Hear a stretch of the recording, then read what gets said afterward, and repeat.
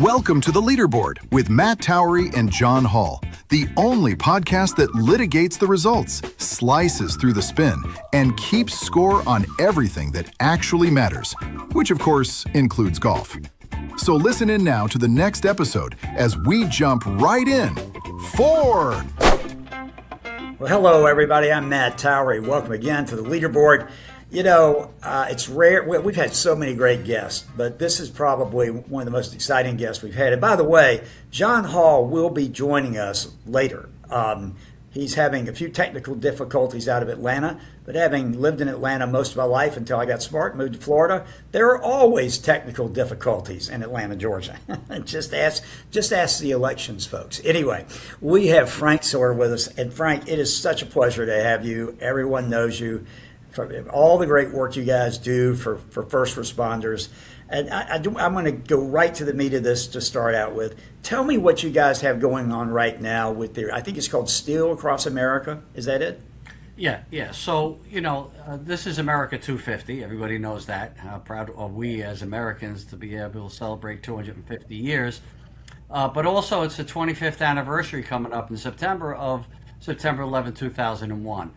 So we decided about a year and a half ago, I said, let's take one of the steel beams that were donated to the Tunnel to Towers Foundation from the Port Authority of New York, and let's bring that all around America so that we can make sure people don't forget what happened 25 years ago when we lost 2,977 souls, one of which was my brother, New York City firefighter Stephen Siller, who ran through the Brooklyn Battery Tunnel on that fateful day and up West Street into the South Tower, while saving others, gave up his life. So we're going over 35 stops across America. We started right down at Ground Zero.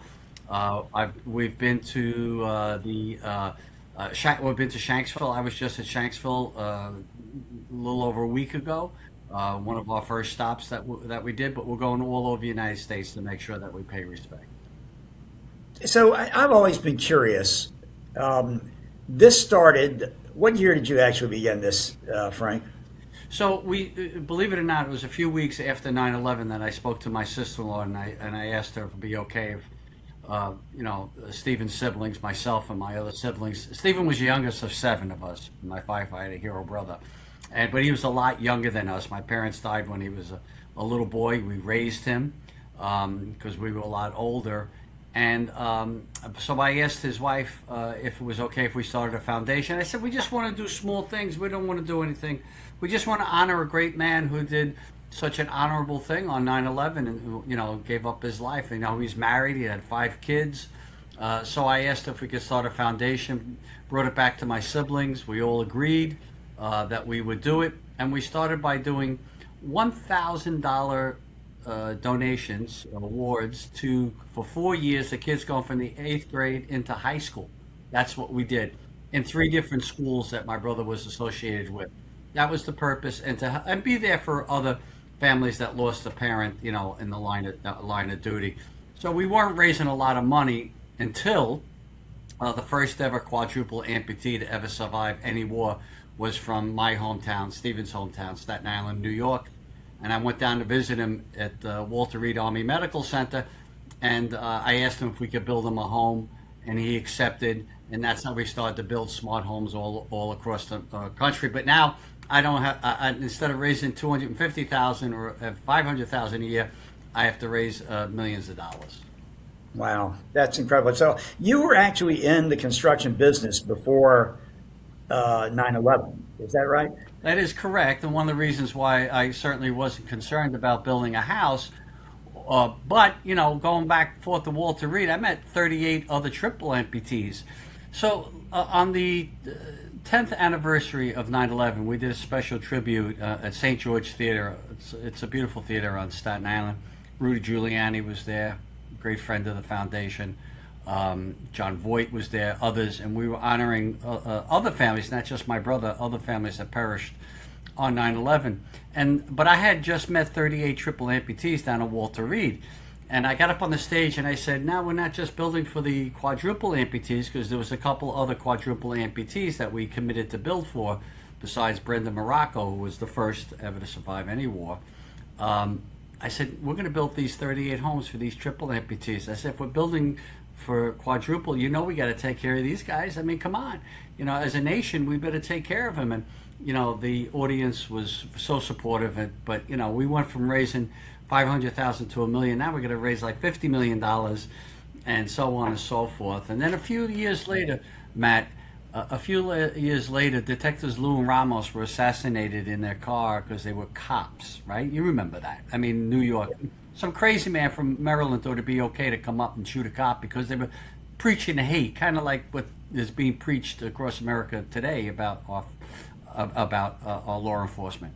But that be it as it may, I heard they were worried about whether or not they're going to stay in their homes. And on Christmas Eve, 2014, I went to their both houses, Lou and Ramos's house, and let them know that we're going to pay off their mortgages. Now, because of that one thing that we did, now we pay off everybody's mortgage in America. Every first responder in America that dies in the line of duty that leaves a young family behind. It's hundreds a year, hundreds of them, literally a year of first responders that pass away that we do that. So we're so proud of the work we're doing. That's incredible. I want to ask you a question since I'm down in the Tampa Bay area. Do you guys not have a unique project that you're building somewhere near Tampa? Yeah, at Land O'Lakes, Florida, absolutely. Right. And we had land that was donated to us, and we took that land and we're building 100 different type homes, mostly smart homes. It's a village. We call it the Let Us Do Good Village. We follow the words of St. Francis of Assisi. He said, brothers and sisters, while we have time, let us do good. That's the motto of our whole foundation. To take evil and do some good, and that's how you defeat evil, by doing good. And so we're building these 100 homes. So you think about it, we have this unbelievable amenity center that we built. It's 20,000 square feet. Yeah. Yeah, it's just incredible. And to think, all we wanted to do was very little acts of kindness when we first started, and God just put us on a path, and boom, we're going. So and, is this sort of like the first one with the amenity center and all that stuff, or have you done others? No, this was the first one, the amenity center. Think of 100 families living there. Some catastrophically injured service members, some Gold Star families, some fallen first responder families who died in line of duty, left young kids. They're all together. They understand each other. They all lost a loved one protecting us, or protecting our country. And to bring these families together, there's going to be a lot of little love stories out of that. All these kids that are growing up that can relate to these other kids that have gone through the same thing. So it's miraculous, but Matt, we had just bought 25 hotels around the country. We're remodeling them, and we're doing homeless veteran villages, permanent housing for homeless veterans. Over the last 3 years, we've taken over 25,000 homeless vets off the streets. And we remodeled these. The top floors are beautiful apartments, small, but beautiful. Gives them some independence, some dignity back in their lives. And on the first floor, it has all the comprehensive services they need to assimilate back into society. So it's incredible what we've been able to do, and the kindness and generosity of a lot of times it's $11 a month. We ask people go to t2t.org and donate $11 a month. Could you imagine bringing all these people together at $11 a month and to be able to do all? It's beautiful. It's absolutely beautiful. So do you have plans to do more of those hotels? Because every city, I live in St. Petersburg, beautiful city, across the bay from Tampa, growing city, a lot of high-rise buildings, a lot of development going on. But there's a homeless situation, and we have a lot of parks in St. Pete. Could cities start to turn to an organization like you and say, hey, we've got this space. Yes. You guys, wouldn't that be a brilliant way to solve something? It's happening already. It's happening already. First of all, we're doing 2 other sites in Florida for homeless veterans. Right. So just know that. And St. Pete's, I know it very well. Some of my horse soldier buddies have a... Oh, yeah. I know all the horse soldiers down here. So, yeah, they're great people, aren't they? They're my dear friends. They're my dear friends. And they come up to the run every year. We have a run in New York City, Matt. You should come this year, the 25th anniversary. We have 40,000 people retrace what my brother did on 9/11. Many firefighters running gear from all over the country. I mean, we're talking 5,000, 7,000 different firefighters come in from all over the cities and rural areas. It's incredible.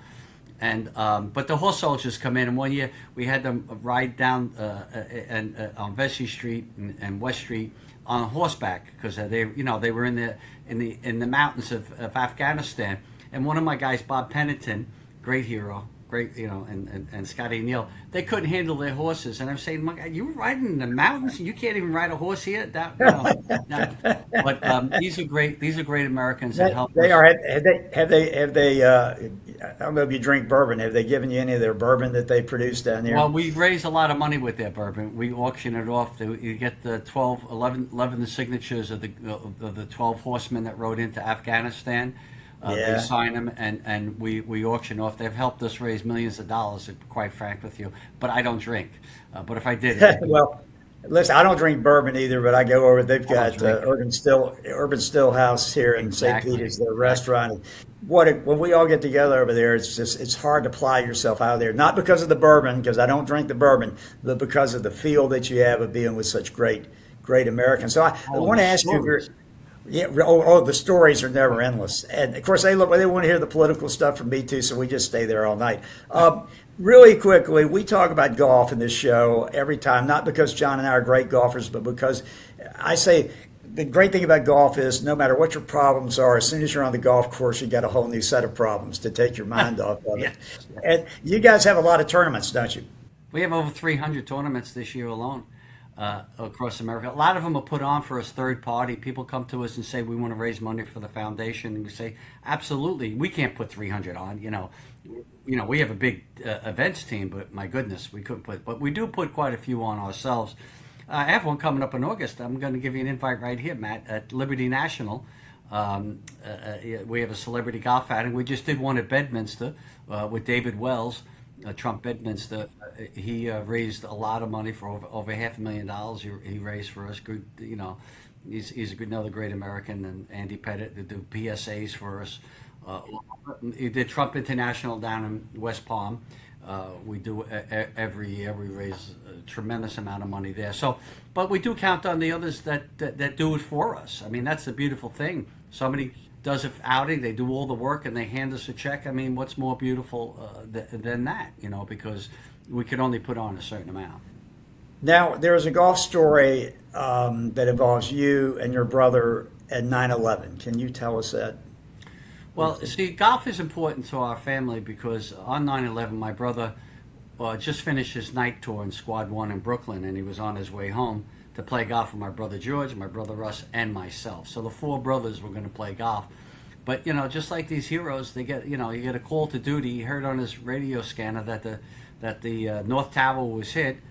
He called his wife up and said, tell my brothers I'll try to catch up with them later, and turned his truck around, went back to the firehouse, got his gear, and that's when I talked about before that he ran through that tunnel with 60 pounds of gear on his back because it was closed for security reasons, Right.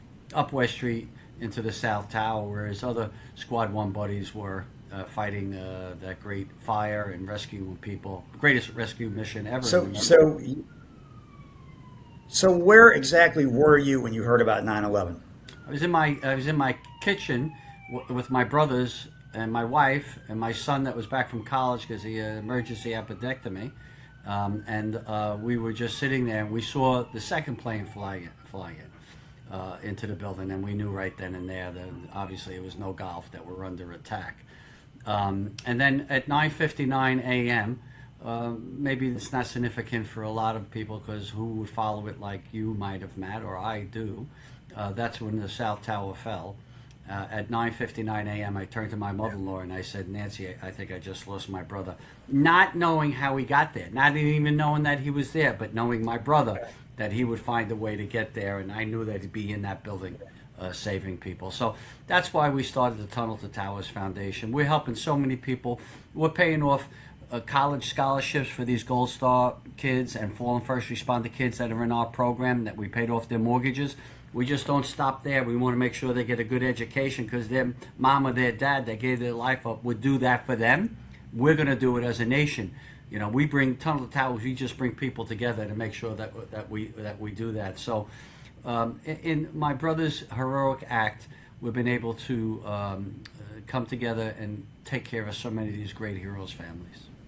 Well, Frank, we're just building this podcast. We've had some great guests. We started out with Terry Bradshaw, who was quite entertaining. What a We've character. had Greg Jarrett. We've had others. We've had Robert Cahaley, the bow tie pollster, who I appear with on Fox a I lot. know who he is, yeah. Yes, and then of course you. But listen, folks who are watching this, you get to see our podcast for free. Every week, I'm on Laura Ingram's show trying to explain what's going on. Don't know how to do it right. You don't pay anything for that. When I'm on Hannity Radio, you don't pay anything for that.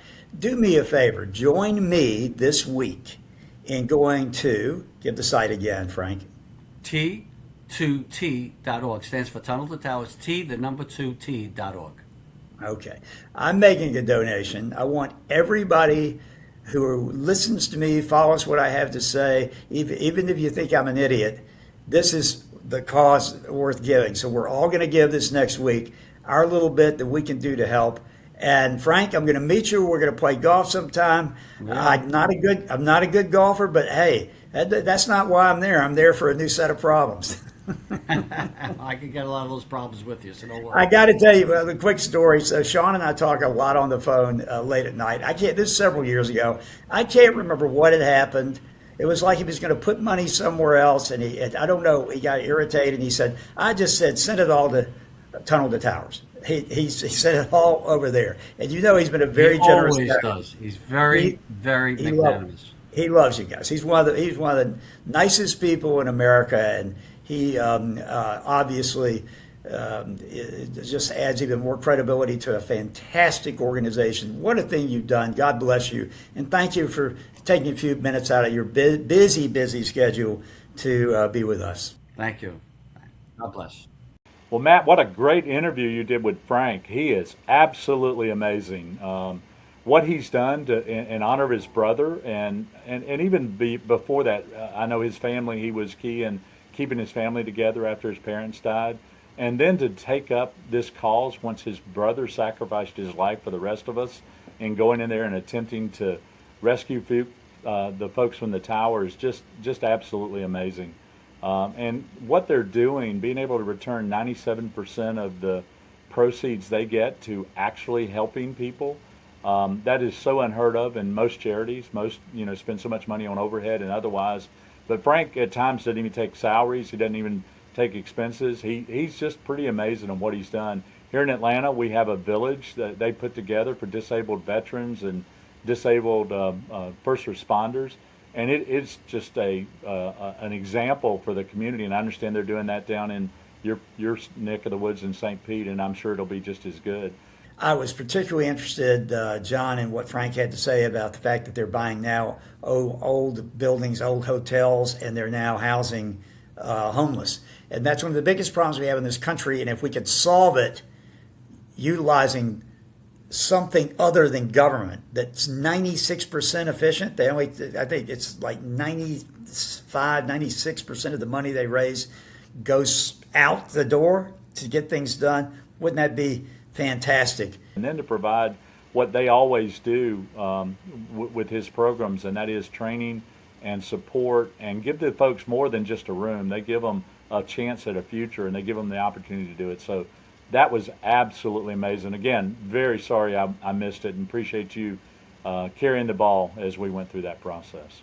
So real quickly, John, I'm going to run through a couple of things, and I'm going to toss to you and let you just free flow your ideas. I'm going to talk first about my leaders and laggards. I don't have a whole lot of laggards except for one thing, and that is the Senate leadership and their decision to abandon Washington, D.C.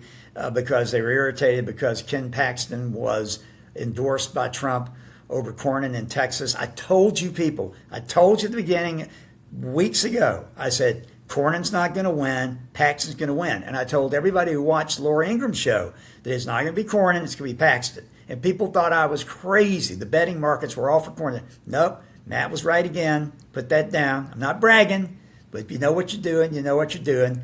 Need to listen to me before you go put those little bets out there. I don't recommend doing them myself. My big leaders are Paxton. He did well.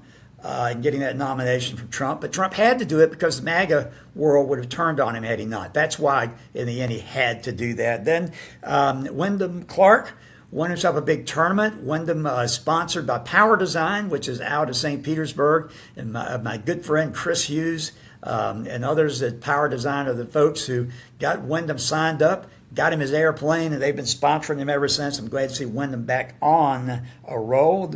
And finally, I would say the other winner of the week is Donald Trump for this reason.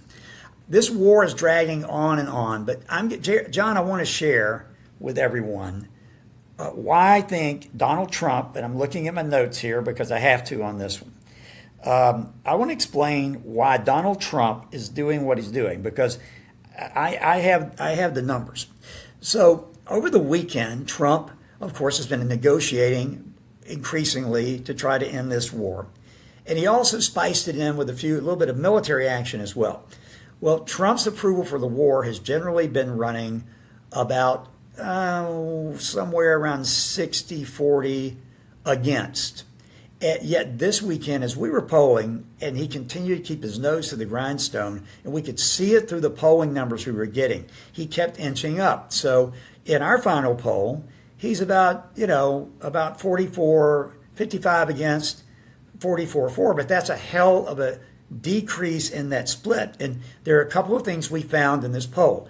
If Trump gets this done, it doesn't matter if Democrat, Republican, independent-leaning Democrat, independent-leaning Republican, Trump is going to be viewed as having scored a significant win by over 70% of the public, no matter who it is.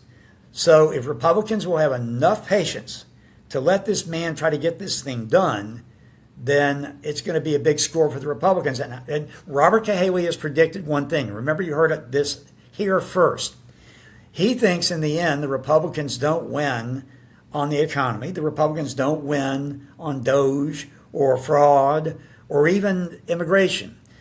He thinks the Republicans win on Donald Trump's handling of Iran. Believe it or not, getting the absolute worst thing that everyone thinks is driving them down to the ground and finding out that it ends up winning you the midterms. Wouldn't that be interesting, John? Well, you're right, Matt. Winners and losers. Clearly, I think winner is Wyndham Clark and his great win on the PGA. It's nice to see a success story, and great to hear that someone down in St. Pete stood up and is one of the sponsors for Wyndham. I hope that this kicks him off and he has many more wins on the PGA.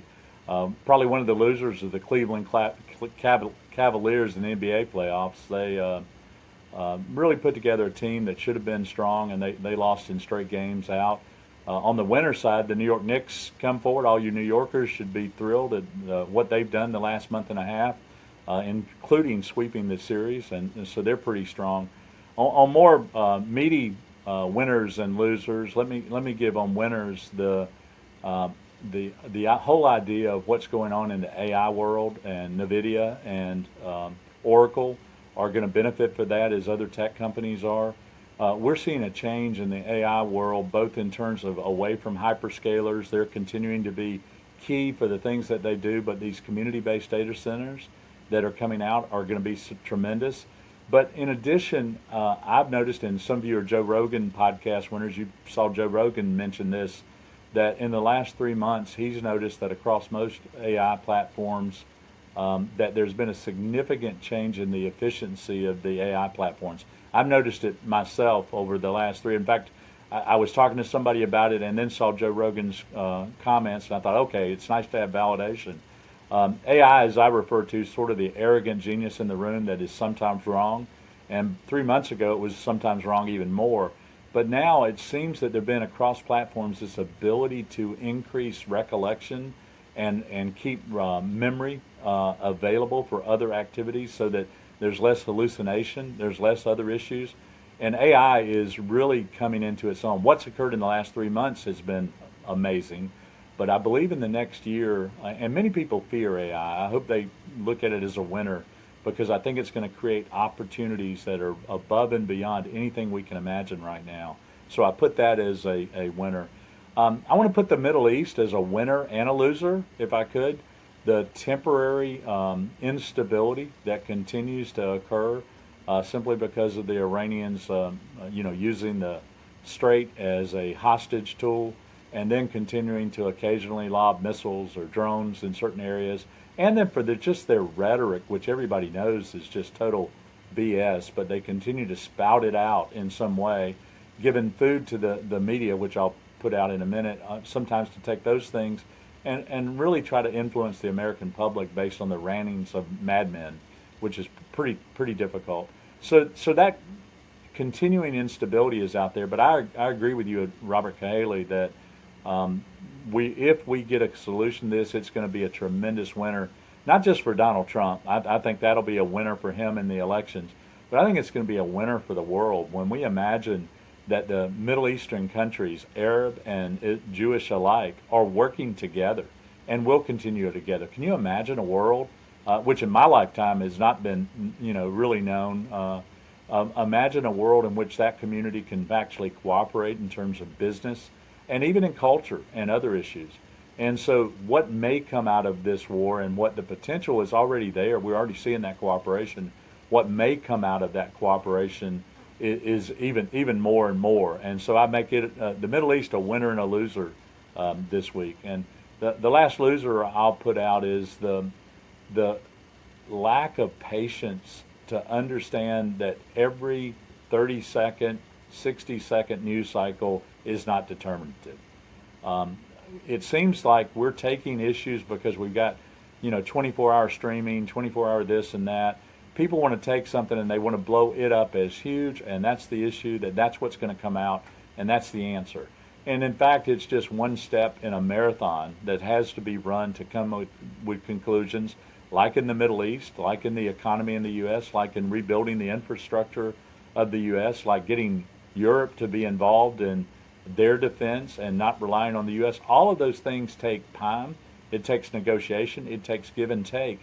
And that gets undermined by the immediate public through streaming and news channels and news people taking those things and trying to create that as a huge story instead of just say one more step in the road. In the 70s, 80s, I think we've got more done in Congress in many circumstances because people would be able to get away from the cameras and go make a decision.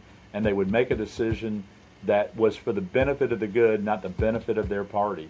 And unfortunately, we're at the point now that can't be done because the minute somebody does that, they get blasted on social media or they get blasted in the news, and it deters them from cooperation. So that's the loser. It's this instantaneous need and instantaneous use of messaging without understanding where it fits in the big picture and what it's going to take long term to get something accomplished. John, I agree with just almost everything you say. You always say it so eloquently, and I'm so glad you could join us today. I'm sorry you missed the Frank interview, and he says hello, and sorry he missed you. That's about it for us. Now, I may have said T2T.com earlier. No, it's T2T.org. That's the challenge. You get all this stuff for free. Not that it's worth that much. You get all that stuff on Laura's show. Not that it's worth that much. You get all that wisdom I have on the Hannity radio show. Not that it's worth that much. But people do pay me for that stuff. So how about taking whatever little bits you throw my way and let's give it to T2T.org. What a great organization. And hey, how about some of these cities like my city of St. Pete? Why don't we find a hotel or some property that we can suggest and we can raise money and help Frank get the homeless off the street, the homeless veterans who deserve housing here in St. Petersburg and in Tampa, the Tampa Bay area, Atlanta, John. Let's do this in some other cities because it's a lot better than letting government deal with anything. Okay, we'll be back next week. Until then, I'm Matt Towery for the great lawyer John Hall, who's a little busy these days. And we'll have another guest and more to talk about, including the outcome of some of these primaries that are being held this week. Join us again on the leaderboard next week. Thanks.